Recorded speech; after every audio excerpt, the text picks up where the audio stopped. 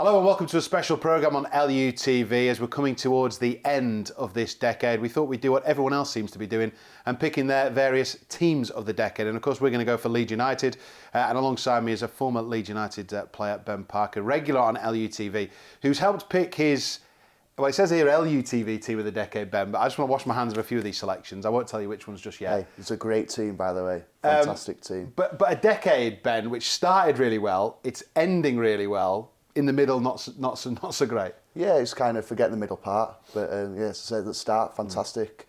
2010, we all wanted to get promoted out of League One, achieve that. But also, there was a certain game against a team from over the Pennines as well. And like I say, the way we're ending it's fantastic.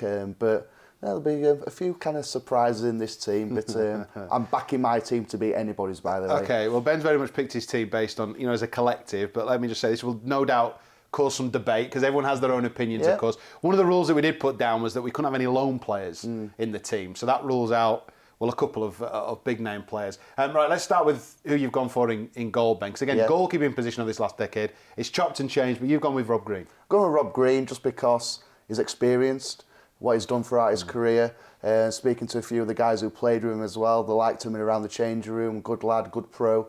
The obviously options, Kasper Schmeichel springs to mind, Kasper Ankergen, who I played with, Liverpool legend, Andy Lonergan. Andy Lonergan, of course, could have thrown Loners in. And of course, Kiko Casillas keeping all these clean sheets this year. Yeah, go to the modern day with Kiko, but I'm going to throw Rob Green in. I think it's a good solid start, is that? Okay, Ben's gone for Rob Green. Okay, we'll start in the defence then. We'll go to right back first and foremost then. And there are a few options here, but you've gone with the man who currently has that position in the team. Bill, I think he's look, you're not going to get many better outside the Premier League at the moment. I think he's having a fantastic season this year. But what he offers in the change room as well, another good lad, fun to be around. The boys will like him. I know the rest of my team will get on with Bill as well, so it'll be a good changing room to have. But no, the other options, Sam Byram springs to mind. Yeah. My old boot boy used to clean my boots, so unfortunately, that was an easy job. Sorry, Sam, you haven't made the cut. But no, gone with Bill. Like I say, good characters. To be fair, two good characters so far. Yeah, very much. Ayling's been he's been Mr. Consistency, hasn't he, since he signed for the club, which a few years ago now in 2016. Okay, let's look at your centre half pairing then. And at left centre back, you've gone for the right centre back first and foremost, Patrick Kisnorbo. Paddy's made it. He's made it into the team. A man who was, of course, the year we got promoted, the season we got promoted in 2010 at the start of the decade. He was the player of the year and he was the players' player of the year. And he had a big impact in the time he was at Leeds. Both on and off the pitch. We speak to all the boys in around that time. Everyone loved Paddy. What a guy. Used to come and enjoy your time spending with him. Such a funny guy. Bit crazy at times, but no, then he'd go out on the pitch. And I can remember when we did sign him, and he kind of took us to that extra level in terms of pushing for the promotion. You mentioned getting player of the season and players player. He was immense, but I think he got the players player because we're all kind of scared of him. If no one kind of voted for him. He was scary on the pitch, wasn't he, with a headband, and he was wholehearted and committed. There's that famous image at Old Trafford where the blood's pouring from him. He's got the head bandage on. He's done that on purpose. He's just bashed himself on nose to make himself look like a warrior. I know you did that, Paddy, on purpose. No, a lot of the centre halves do that, don't they? But no, he's people forget Australian international as well. He what in terms of quality, always put his body on the line. The crowd loved him. Us as players, we loved him. Not many people put him in the team, but you've got to think outside the box of these guys. So yeah, Paddy's in. Yeah, people would be wondering why Ben White's not in the team, but again, lone players, Ben White would be there, wouldn't he, if he wasn't a lone player? If Ben White was our player, no doubt he'd be straight. And sorry, Paddy, but he would. But yeah. But you have gone alongside Patrick Kisnorbo, one of the longest serving players at Leeds currently, the current skipper, Liam Cooper, who I think. Ben, we've seen his career go from strength to strength over the years he's been here, and he's been here over some tough times, but he's reaping the rewards now, isn't he, of all the hard work he's put in? Look, the captain, the leader, leads by example. Look there, 2014 up to the present day. So just the duration is not many people I can think of off the top of my head where they've played as many games or been at the club for a long as period as Coops has for this decade, and he deserves his spot in there because again this season, even last year as well, some of the best football he's had in his career. First person to admit that as well, and he's just getting better and better. And like I say, he's a real leader, and the boys love him. They kind of like chose him as the captain, really, didn't they? So it just speaks highly what he's like as a person. Again, in the change room as well. As players, like that's why you want a good change room. But the first four, look, they've all like captain's armband on, so they'll be fighting for that. Okay, the suspense is killing us now because we get to left back. So is Ben going to have picked himself? Let's find out. You haven't. You've picked Stuart Dallas. Now, some people will look at this and think, why have you put a right winger at left back? Yeah. But there's a number of reasons for this, Ben. So just explain to us why we've put Stuart Dallas in the team. First reason, you won't let me put myself in. No. Let's get it right. Definitely because, not. Didn't play enough games. I should really be there. But look, I failed a late fitness test. So in comes Stuart Dallas. And the reason I've gone for Stuart Dallas over like Charlie Taylor, Alioski, Barry Douglas, A.D. White, people like that, is because I just wanted him in my team. He's one of those players, can play anywhere, put him in a different position, just gets on with his job. Look what he's doing this year. He's been absolutely fantastic. We saw him against Hull, didn't we? Do brilliantly in that position. Yeah, he marked Jared Bowen out of the game. Did a fantastic job on probably one of the best players outside the Premier League. So, look, he's probably the first person saying, why have you put me at left back? I'm not a left back. But do you know what, Stu? I think you are these days. Well, you definitely can play there. So he's gone in. I just like his energy. Again, another good character in around the change room. A funny guy. People like to be in around him. So.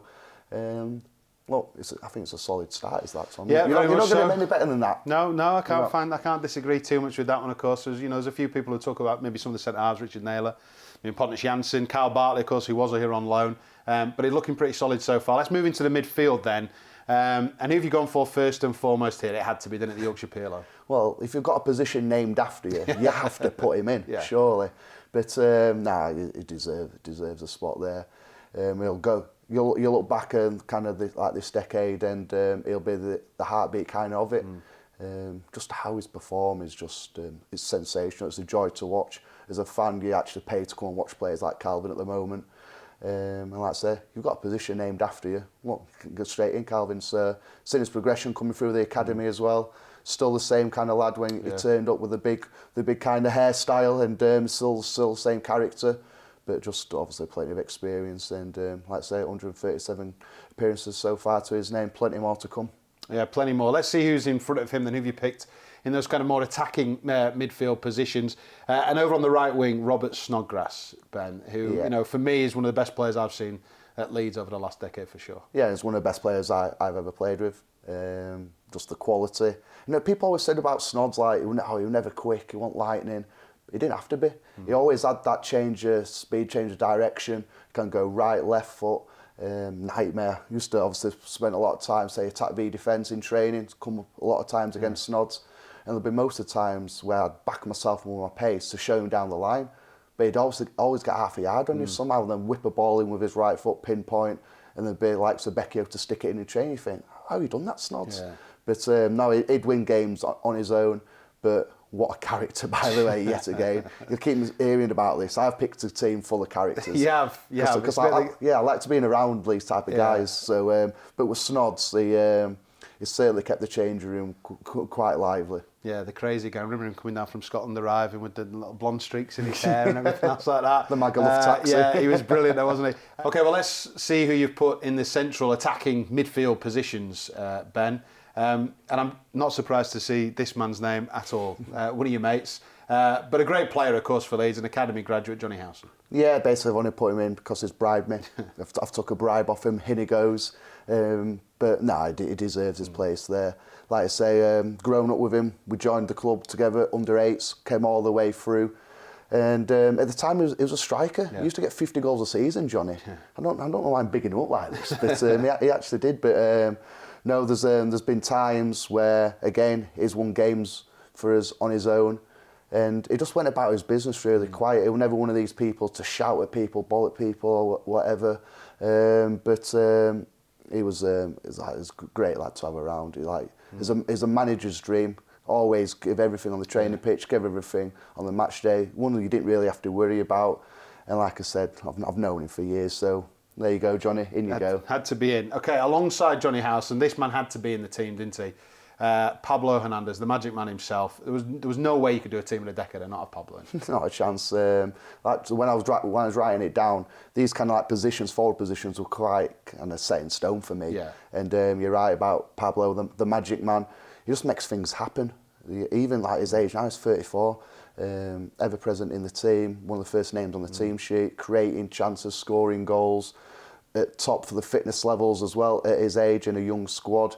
Is just an example for players now to look up to. If I was thinking I'd be a young player coming through, if I'm like a Jamie Shackleton, for example, what an example Pablo Hernandez is to these type of players. And like I say, he's still performing, and I'd have loved to have played with Pablo. He's one of those players where you just give him the ball as a defender, you're like, go and make things happen.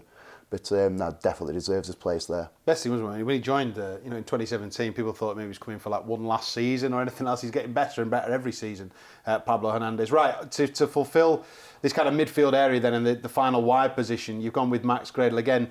People like Jack Harrison on loan couldn't make the team. There were probably other options here, but again, Max Gradle, Ben, he was a player with so much pace, so much quality, real attacking threat. Yeah, and I played against Max a couple of times when he was at Leicester.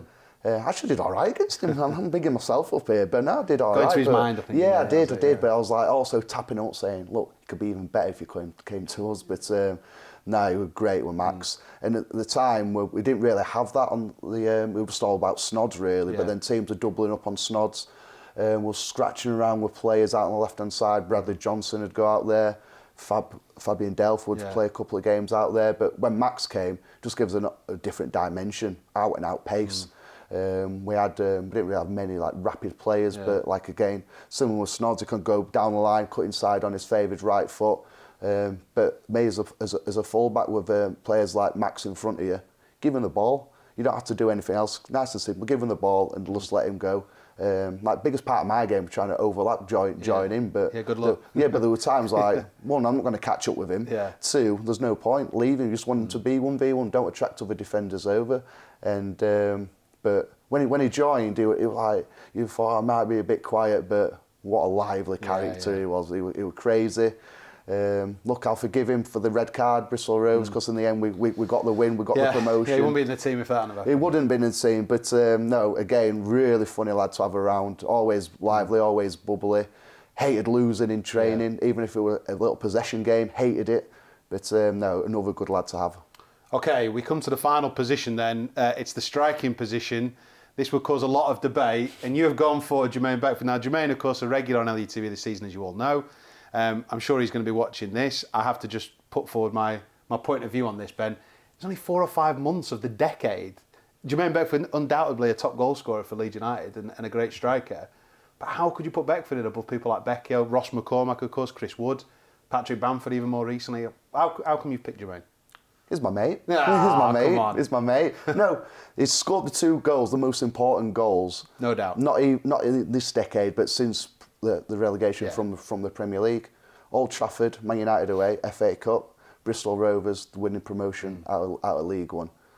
On that basis, it has to go in. Because you're right, since January to May, only played that in this decade. But look, like you mentioned the other strikers there. Ross McCormack for one, played with Ross, fantastic ability, great goal scorer. Luciano, again, good lad, great goal scorer. He's in the top 10 all-time goal scorers at Leeds United, Luciano Becchio. Yeah, sorry Luciano, but if we were 2 up front, I'd probably pair you. That's the thing, that's what people are looking at your formation now. I would pair you with him, but look, I can't get you in, Luciano, I'm sorry. Ross, I can't get you in, I apologise. And then you mentioned Chris Wood, did fantastic for us. Patrick Bamford at the moment, I'd love to play with Patrick Bamford. His work rate is immense, getting the goals as well. But you can't leave someone out like that, Tom, when he's got those 2 goals. I'd drop him. No, he'd be on the bench for me. I think Luciano would probably be the one. Chris Wood, 30 goals in one season as well. But anyway, you've had to make the calls, haven't you? This is what being a manager is all about, Ben. Talking of managers, who would be your manager of the decade? And there are obviously a lot of candidates we could talk about here. Most of them would be joke candidates for coach of the year, for Leeds United manager of the year, of the decade, sorry. But you've got to look at the 2 men either end of the decade, haven't you? Yeah, for me, also what Bielsa's doing now, I've never seen anything like it. I'd not even say this club, like you look at broadening it out, even like British football, his philosophy, the way he goes about his methods, it's just a breath of fresh air. And you just see what's happening to this club, where he's dragged us from, because we were just a mediocre Championship club and a team before he came in. He just transformed the place around, the atmosphere, just the philosophy. There's a focus and a drive of the club now, which hasn't been for years and years. So obviously Bielsa, you've got to speak about, but I'm not going with Bielsa. I'm going with a guy who gave me a 3-year contract. Of course he is, come on. Simon Grayson, thank you very much for prolonging my career. You are the manager of the decade. I mean, Simon, we love you, but, you know, Marcelo. But, no, look, Simon played a huge part. He dragged the club up from, you know, a difficult situation. Marcelo's looking to do the same thing, just at that next level. So, yeah, difficult one to pick. There's a lot of candidates as well, by the way, for manager of the decade. There's a lot to pick from, but probably only those two stand out. So there you go. There is the official, the LUTV team of the decade. But let me just point, it's Ben Parker's team of the decade. My team is this. Let us know what you think about that. Do you agree, disagree with his selection? You can get involved, of course, on social media as well. Choose the hashtag LUTV. Or you can email us to lutv@leedsunited.com. Send us in your teams. We'll compare and contrast. And they won't be as good, but you can have a go. This is what it's all about. Well, you can try, and you know, if you put Parker in at left back, we're immediately ripping it up there and then. Well, there we go. So there we go. The LUTV Leeds United team of the decade.